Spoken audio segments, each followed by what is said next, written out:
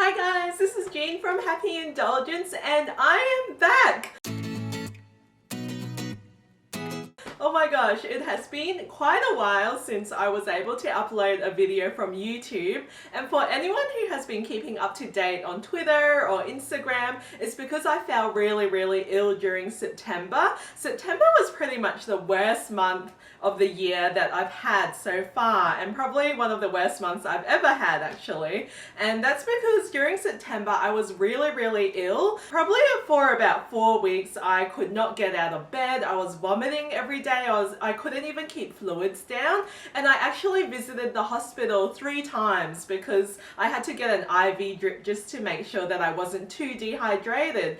And it's just pretty much been a very stressful time. It was really emotional for me because I couldn't even look after Amelia, my baby, and I was really thankful that my parents could come by every day to look after her. But it's been an ongoing saga. Pretty much it started out when I had influenza and I was really weak and tired from that. So I had that for a week, and then a few days after celebrating my wedding anniversary, I actually had to call the ambulance to pick me up because I felt like this really sharp pain in my head, and then like pretty much the world was spinning. I could not walk because I was so dizzy. I fell over and I was constantly vomiting and I pretty much could not get up at all, and I just wondered what the heck was wrong with me. So the ambulance picked me up eventually, and I think I was diagnosed with a vestibular migraine, whatever that means, and influenza. So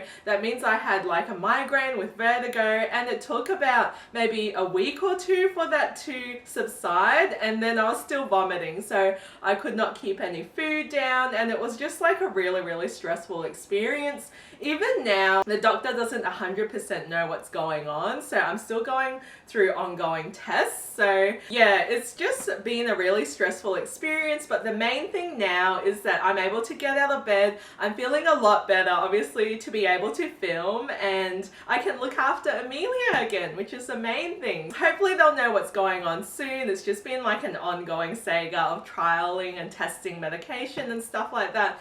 But yeah, for those of you guys who have sent me messages of support on social media, thank you so much. It's definitely been keeping me going, and everyone for being so understanding about not posting up any videos and anything. But yeah, so that is pretty much what has been going on with me and why I haven't been posting any videos on my channel. But let me say, I am really glad to be back today to be posting my September wrap up. So without further ado, I'm going to go into the books that I read during September. Obviously, because I was so ill, I couldn't read a lot. Most of these were read on audiobook while I was lying in bed dying. Usually for my wrap-ups, I talk about the books I love the most to the books that I love the least. So let's just get started. So the first book that I read during September is Frankly in Love by David Yun. While I was reading this book, I thought I actually really liked it because it's about a Korean American boy called Frank Lee. He's really awkward, he's really witty, he has really great dialogue, and he basically wants to fake date. So he pretends to fake date another Korean American girl just to please his parents, and in the meantime he's actually really dating a white girl in his school. So there's a lot of nuances here when it comes to being a second generation immigrant, such as your parents actually being racist, wanting to keep to their own community, and judging you for not being Korean enough even though they brought you to this country pretty much. So those are the things that I actually did like about this book, the discussions about racism, the discussions about not being good enough for your parents, and the relationship that you have with them. But the thing about this book is I actually did not like Frank Lee as a character. Even though his dialogue was a lot of fun to read, I felt like his character was a bit awkward, a bit selfish, a bit self-centered. He basically treated his best friend Q like he was a backup pretty much for when he wasn't playing around with these girls. And there was a bit of cheating here when he ends up falling in love with a person that he's supposed to be fake dating. And I felt like with the 2 girls that he dated, he kind of played around with them just because he felt like being in a relationship. And I don't know, I felt like he just wasn't a very genuine character. He drops like really weird lines like flying spaghetti past a monster. Like, I don't even know who actually talks like that. And I could kind of see what David Yoon was trying to do with his character, you know, a really awkward guy that's a bit charming, you know. He's too scared to own up to his parents, so he tells everyone that his parents are racist, but when it comes to confronting his parents on his own, he won't do it because of his sister who has like irreparable relationship with his parents. So I can kind of see that happening. But yeah, when I reflected upon this book after reading it, and I do have a full review up on the blog, I didn't actually like it that much. I did end up giving it 3.5 stars though, so I'll make sure to link down below to my full review if you want to hear more. The next book I read is Ninth House by Leigh Bardugo, and I was lucky enough to read an arc of the book from Hera, but this is the exclusive Booktopia edition. I'll just show you guys quickly, it's so beautiful. So that's Ninth House, and it's got this little compass on it. And it's actually signed as well, which is really cool. So Ninth House is our October name of the book club pick.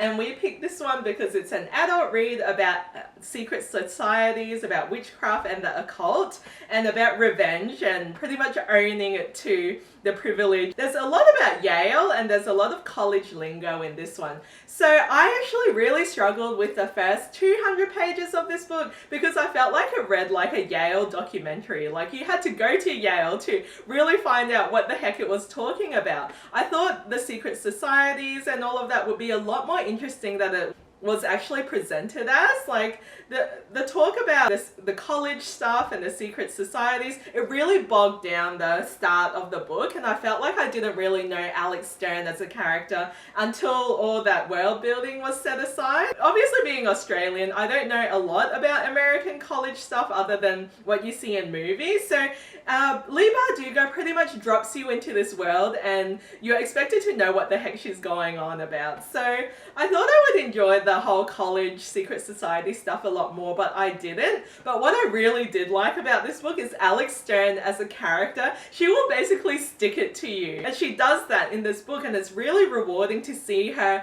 play that like anti-hero villain character where she wants to take down the privilege in the society because she wants to have revenge against people who just want to cast aside girls pretty much that are murdered or disappear and no one else cares, but yet the people in this secret societies, the rich and the privileged, just keep on getting ahead and keep on getting richer. So Alex Stern as a character, she will basically hold no boundaries, and she does a lot of shit in this book that, oh my gosh, like you just have to get behind her as a character. I really like Darlington as a character as well. He's like your typical, you know, well-read, very proper, prudish character that you have to love, like your Mr. Darcy type of character. Although we didn't see as much of him in here that I liked.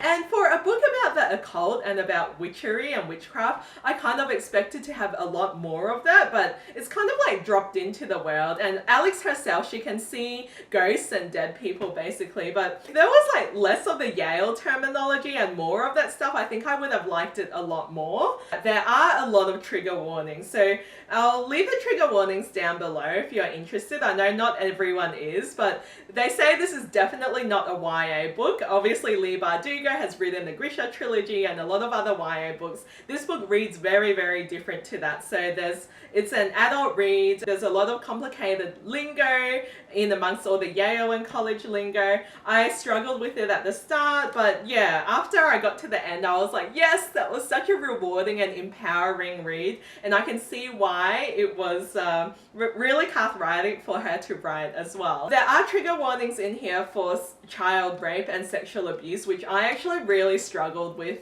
when I got upon those scenes. It's basically in there, there's no bars held, it's not gratuitous or anything, but it is there. I struggled with it a lot and was actually a bit triggered by it as well. So that does happen in Ninth House.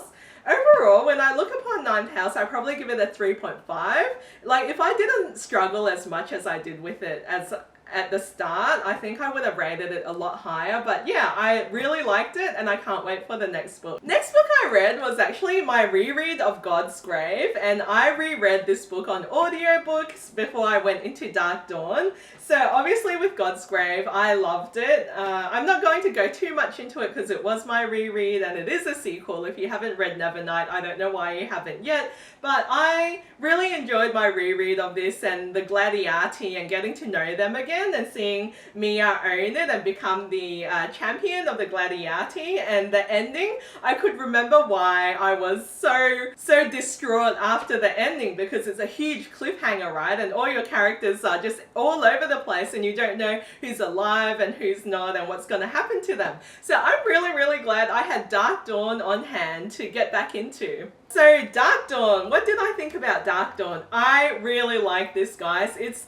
the perfect ending to a series that you have invested so much in. So I obviously reread Nevernight and then Godsgrave and then went straight into Darkdawn, but oh my gosh, it was such a good sequel. I'm not going to go into it too much for fear of spoilers. It's like the kind of book that wraps up every single loose end in the previous two books and just ties together all the characters really well. So you just feel like a sense of closure and finality after reaching the end of the book. I found it really touching, and this book goes places. Like, it takes Mia and each and every one of the characters to like just, oh my gosh, just seeing them in their final journey and seeing where the journey that they've come from and come to, it's just such an emotional process. I love Darkdawn. I'm really glad to see how it ended. I was completely distraught by the ending as well. It was just really touching.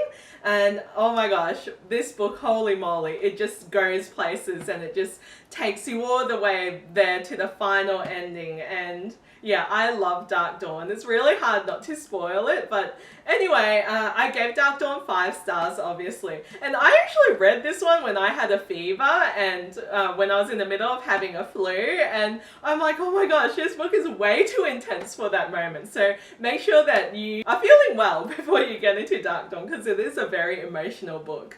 So those are the 4 books that I managed to read during September. I hope you guys enjoyed my thoughts on them, and I'm so excited to be back on YouTube. Thank you for sticking with me throughout this process. If you enjoyed this video, please give me a thumbs up and subscribe if you'd like to see more. Thanks guys, I'll see you next time. Bye.